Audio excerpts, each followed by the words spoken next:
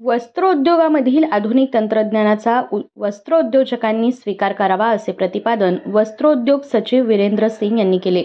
महाराष्ट्र राज्य वस्त्रोद्योग मंत्रालय आणि DKTAच्या संयुक्त विद्यमाने वस्त्रदिशा 2023-28 या परिषदेमध्ये ते बोलत होते. वीरेंद्र सिंग म्हणाले, वस्त्रोद्योगाच्या समस्यांचे निराकरण त्वरित केले जाईल.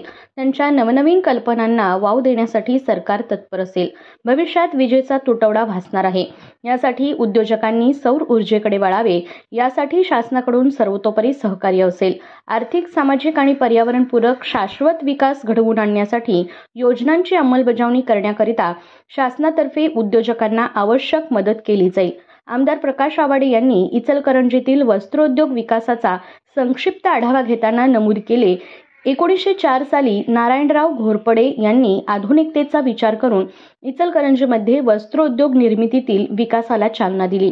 देशातील सर्वात जास्त दरडोई उत्पन्न असणारे इचलकरंजी हे अग्रगण्य शहर आहे. वस्त्रोद्योगाचा वाढता आवाका लक्षात घेता वीज टंचाई तसेच इन्फ्रास्ट्रक्चरची कमतरता या समस्यांवर योग्य त्या उपाययोजनांसाठी शासनाने दखल घ्यावी अशी विनंती सचिवांना केली. DKTAच्या मानद सचिव डॉक्टर सपना आवाडे, श्रीकृष्ण पवार, श्रद्धा खोच, स्वप्नील आवाडे, वैशाली आवाडे, सुनील पाटील, SD पाटील आदी उपस्थित होते. डॉक्टर UJ पाटील यांनी प्रास्ताविक केले. आभार डॉक्टर LS आडमोटे यांनी मानले. कार्यक्रमाचे सूत्रसंचालन प्राध्यापक डॉक्टर AA रायबागी यांनी केले.